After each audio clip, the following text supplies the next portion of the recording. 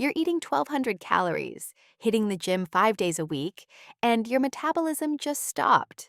Meanwhile, your boyfriend eats pizza, skips breakfast, and somehow has abs. That's not unfair genetics. That's biology screaming that you're following a playbook written for the wrong body. Because here's what nobody tells you. Every popular diet protocol, every cut calories and move more plan, every fitness influencer's meal prep, designed by men, tested on men, optimized for male hormones. And your body? It's got a completely different operating system. Right now, your ovaries, thyroid, and fat cells are in a group chat titled SOS, She's Starving Us Again. And they're not being dramatic. They're responding exactly how female physiology evolved to respond. What happens next isn't your failure. It's your hormones doing their job in a system that was never built for them. So let's find out from the inside why your metabolism shut down and how to actually fix it. Think of your metabolism like a smart thermostat, but not the kind that just responds to temperature. The kind that reads the entire room, predicts the future, and makes executive decisions about your survival. Your thyroid is the CEO of this operation. Calm, calculating, always watching the energy budget. Your ovaries are the CFOs, protective and paranoid about resource allocation. They've got one job: make sure there's enough fuel to keep reproduction possible, even if you're not planning on it. And your fat cells? They're not lazy. They're archivists, keeping detailed records of every calorie that comes in and every diet you've ever tried. Here's what actually happens when you drop to 1,200 calories. Your thyroid looks at the energy deficit and goes, okay, this looks like a famine. Time to protect the species. It doesn't know you're trying to fit into a dress. It thinks you're genuinely running out of food. Within 48 hours, your metabolism isn't just slowing down, it's reprogramming. Thyroid hormones start dropping 20 to 30% in the first few days. Leptin, your satiety hormone, crashes even faster. And your ovaries start pulling emergency levers, adjusting estrogen and progesterone like they're rationing water during a drought. By week 1, thyroid output can drop by half. Your male counterpart doing the same calorie deficit? His testosterone barely budges. His metabolic rate dips maybe 10 to 15%. Your body acts like the apocalypse started. His body acts like he skipped lunch. This isn't your body being difficult. This is evolutionary programming so deep. Your organs have been rehearsing this response for 200,000 years. So why does your body panic when his doesn't? Let's meet the hormones running this emergency protocol. Meet the team that's actually running your metabolism. Spoiler, they all talk to each other, and they're way more paranoid than the guy's version. Leptin is your body's fuel gauge, constantly reporting to your brain about your energy reserves. In women, leptin doesn't just report, it screams. Drop your calories by 30%, and leptin crashes by 50% within 3 days. That signal travels straight to your hypothalamus, which immediately hits the panic button. In men, leptin drops too, but slower, quieter, less dramatic. Their hypothalamus checks the message and goes, yeah, okay, noted. Yours treats it like a 5-alarm fire. Think of it like a car's low fuel warning. His flashes once, calmly. Yours starts blaring, locks the doors, and limits the engine to 30 miles per hour. Not broken, overprotective. Then there's estrogen and progesterone, the negotiators. These two run on a monthly cycle, which means your metabolism isn't even consistent week to week. During the follicular phase, first half of your cycle, estrogen is high and your body's actually pretty chill about burning fat. You're insulin sensitive, energy's good, workouts feel strong. Then ovulation hits. Progesterone rises. And suddenly, your body switches priorities from burn energy to conserve energy, just in case we need to build a human. Your metabolic rate can shift by 5 to 10% just from this hormonal handoff. That's 100 to 200 calories a day, gone, without changing a single thing you eat or do. Men's testosterone, steady, consistent. Their metabolism. Monday is the same as their metabolism Friday. Yours is running 4 different programs in 28 days. And your thyroid, the regulator, it's getting sabotaged from the inside. Your thyroid produces T4, the storage form of thyroid hormone, but your body has to convert it to T3, the active form that actually burns calories. Guess what crashes when calories drop? The conversion enzyme. So you're making thyroid hormone, but your body's refusing to activate it. It's like your metabolism ordered fuel, but someone's blocking the delivery truck. Your body thinks it's doing you a favor.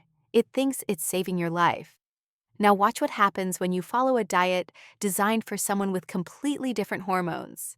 Let's track what happens when you start that 1,200-calorie meal plan on day 1. Because the damage doesn't wait. Everything feels fine at first. You're motivated, energy's decent, the scale drops 2 or 3 pounds. That's mostly water and glycogen, but it feels like progress. Your leptin's already falling, but you haven't felt it yet. Your thyroid's starting to get the memo, energy's low. Stay alert. Your boyfriend on the same deficit? He's cruising. His leptin barely moved. This is the phase where dieting feels equal, but biochemically, you're already diverging. By day 4, leptin's crashed. You wake up ravenous. That 1,200 calories that felt like enough suddenly feels like starvation. You're thinking about food constantly, not because you lack discipline, but because your brain just received a distress signal. Your thyroid starts downregulating. T3 conversion drops by 20 to 30%. You feel slightly colder, slightly more tired. You blame sleep, stress, anything but the diet. Meanwhile, your ovaries are side-eyeing your fat cells like, are we safe? Should we shut down the reproductive system? His metabolism at day 7, still basically normal. Maybe slightly hungry, but functional. Then around day 8, your menstrual cycle crashes the party. If you're in your luteal phase, high progesterone is already telling your body to conserve. Add a calorie deficit, and progesterone screams, code red, protect all resources. Your metabolic rate drops another 5 to 10%, not from losing muscle. From your thyroid, your ovaries, and your brain collectively deciding to ration energy. You're burning 200 to 400 fewer calories per day than you were 2 weeks ago, eating the same amount. Workouts feel harder. Recovery takes longer. You're exhausted but can't sleep well because cortisol, your stress hormone, is now elevated around the clock, trying to keep blood sugar stable on minimal food. He's at day 14, seeing results, feeling fine, posting gym selfies. By day 15, your body's done negotiating. Thyroid hormone production drops, estrogen dips.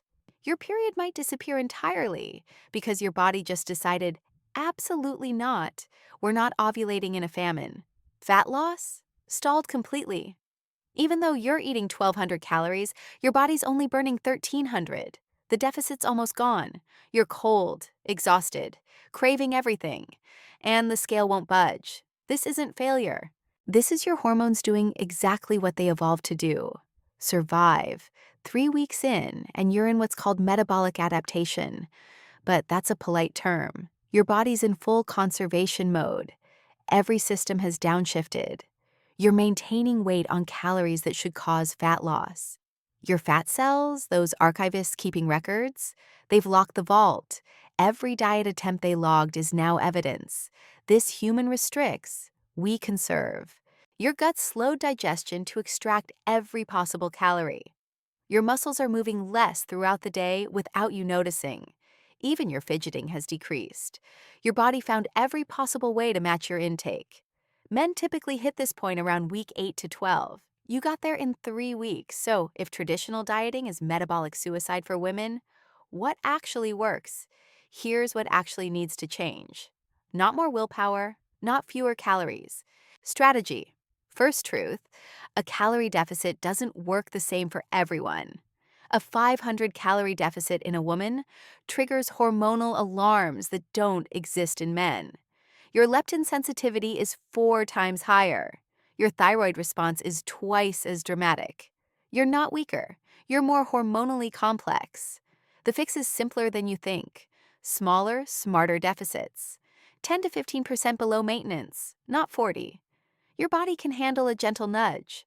It panics at a shove. Second truth, consistency doesn't mean eating the same every day. Your hormones aren't consistent. So, why is your diet? Eating 1,400 calories every single day, while your metabolic rate swings 200 calories across your cycle, is like trying to hit a moving target with a stationary dart. The counterintuitive solution? Eat more during your luteal phase, after ovulation. Your body needs it. Your metabolism expects it.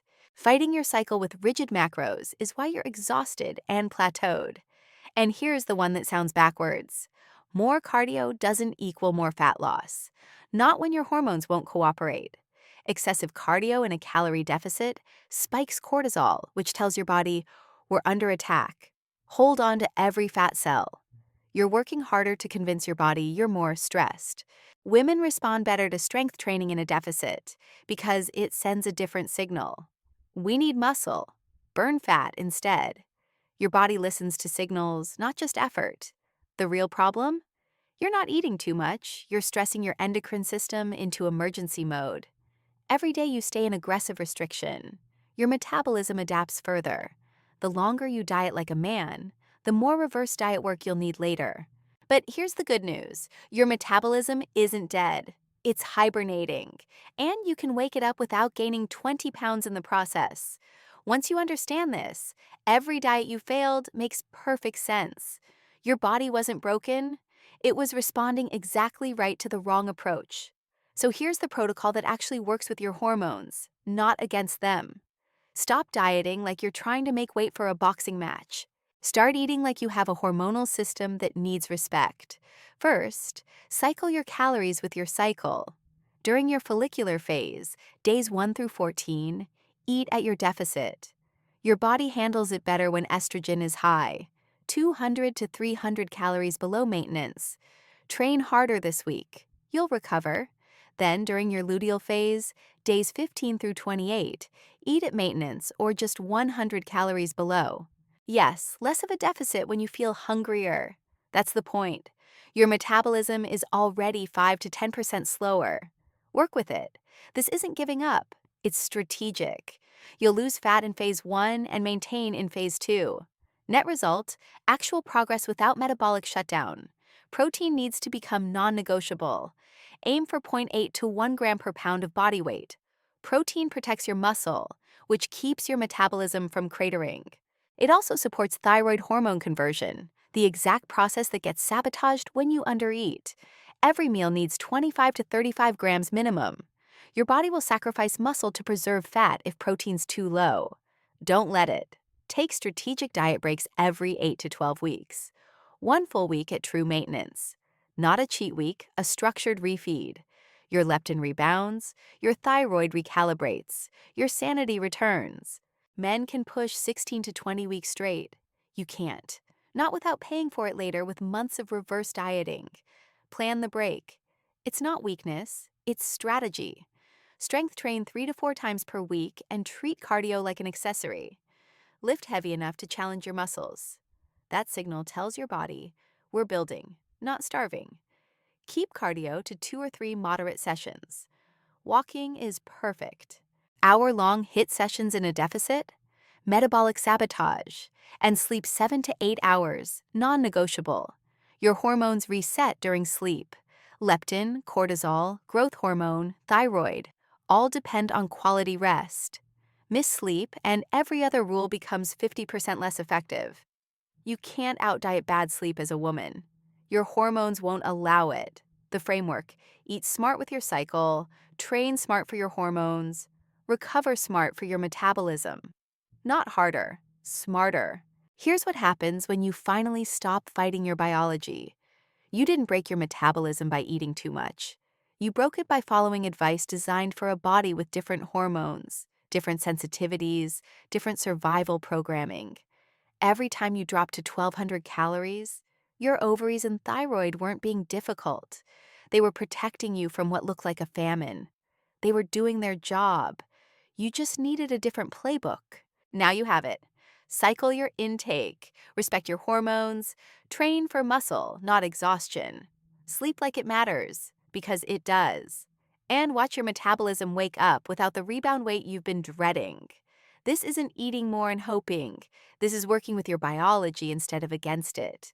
Your leptin will stabilize. Your thyroid will recalibrate. Your energy will return. Not overnight, but consistently. Because you're finally sending signals your body understands. And once you stop dieting like a man, your body finally gets to respond like the efficient, adaptive system it actually is. Your metabolism isn't dead. It was just following orders from the wrong manual.